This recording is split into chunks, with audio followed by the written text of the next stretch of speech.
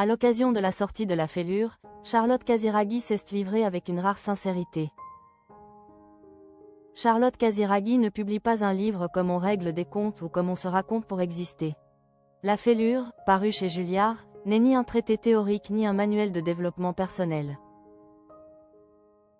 C'est un texte incarné, tenu, qui avance sans effet mais sans esquive de la part de celle qui vient d'officialiser en couple, après sa rupture avec Dimitri Rassam.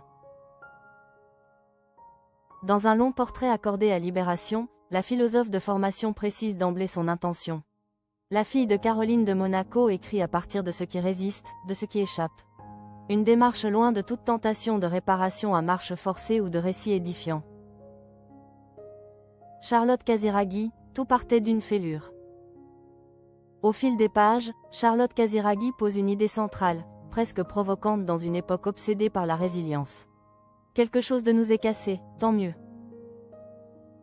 Orpheline de père à l'âge de 4 ans, elle refuse de transformer la blessure en identité figée ou en excuse permanente.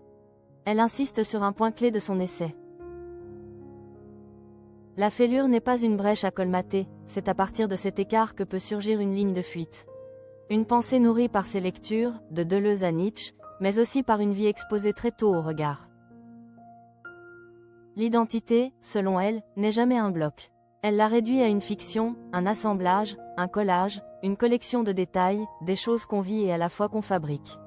Une définition qui éclaire son rapport à la notoriété comme à l'intime, toujours tenu à distance. La sexualité nous fait toujours courir ce risque.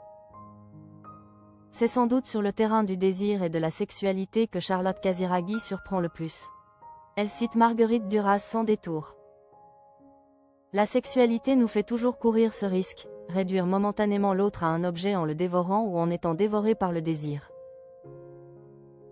Mère de 2 garçons, elle refuse toute vision idéalisée ou culpabilisante de la maternité. Elle n'en fait ni un refuge ni un absolu. Elle reconnaît les inquiétudes, les zones de trouble, sans jamais s'y complaire. Et elle le dit clairement. Pour être capable d'en parler comme je le fais, il faut sans doute les avoir dépassés. Si elle se méfie des portraits trop personnels, difficile pourtant d'y résister. Derrière la retenue, une parole libre s'impose. Charlotte Casiraghi ne cherche ni à choquer ni à séduire. Elle assume une pensée exigeante dans un monde qui préfère souvent les raccourcis. Une prise de parole rare, qui donne envie d'aller jusqu'au bout.